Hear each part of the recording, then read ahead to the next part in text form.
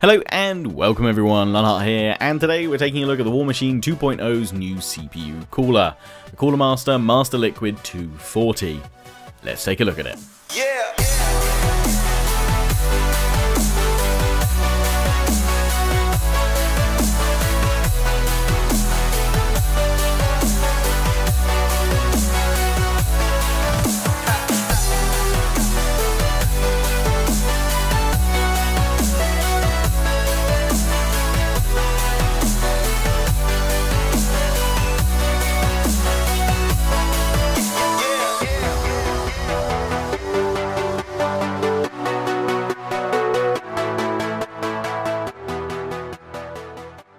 When I spoke to Coolermaster about a new case for the Warmachine PC, they also kindly offered to provide me with a new Coolermaster PSU and CPU cooler.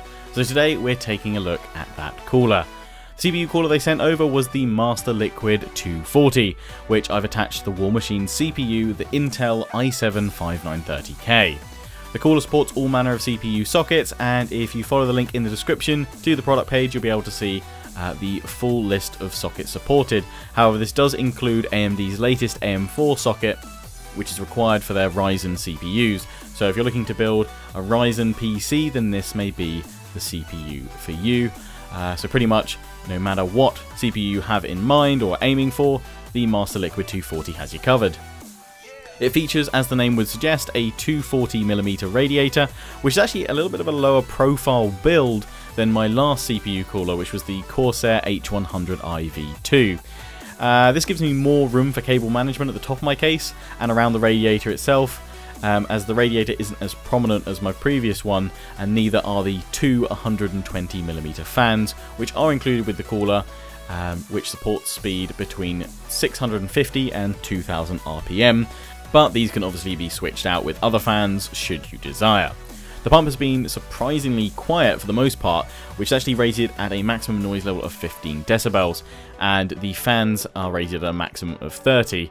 However, while these have all been set to auto via the smart fan curve in my motherboard's BIOS, I've barely heard them at all.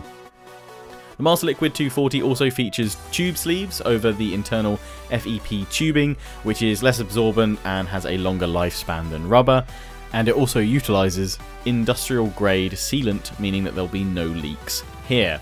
The cooling chamber itself on the cooler has a low profile dual chamber design constructed from FRP, fiber reinforced polymer, which resists a broad range of chemicals and is unaffected by moisture or immersion in water, with the pump remaining light and impervious to oxidation and corrosion.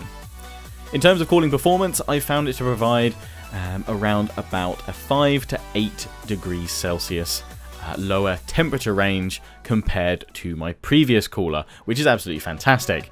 Having installed the Master Liquid 240, I instantly reapplied my 4.4 GHz overclock to the i7-5930K CPU, which I'm using in the Warmachine, which is a 900 MHz increase over its stock clock of 3.5. This did require some tweaking of the CPU core voltage, however, the CPU handled it like a champ. Normally when you increase CPU core voltage, it does increase temperatures, but as I said, the cooler was able to deal with it quite happily. With this 4.4 GHz overclock, my CPU idles around about 36 degrees and tops out under full load at around 72. While gaming, it sits around the low 60s, so even while rendering my videos at 100% CPU load, the cooler helps keep my CPU well within safe temperatures and is able to actually rapidly bring the temperature back down to idle once I've finished intensive CPU tasks. Overall, I'm very impressed with the Master Liquid 240 from Coolermaster. It was very easy to install and works great, even with my CPU's overclock, and it provides very satisfying temperatures compared to my previous CPU coolers. Again, a big thanks to Coolermaster for sponsoring the CPU cooler for the Warmachine 2.0's upgrade. And don't forget to check out the links in the description for more Warmachine 2.0 upgrade component videos, as well as all links to the parts featured in this video.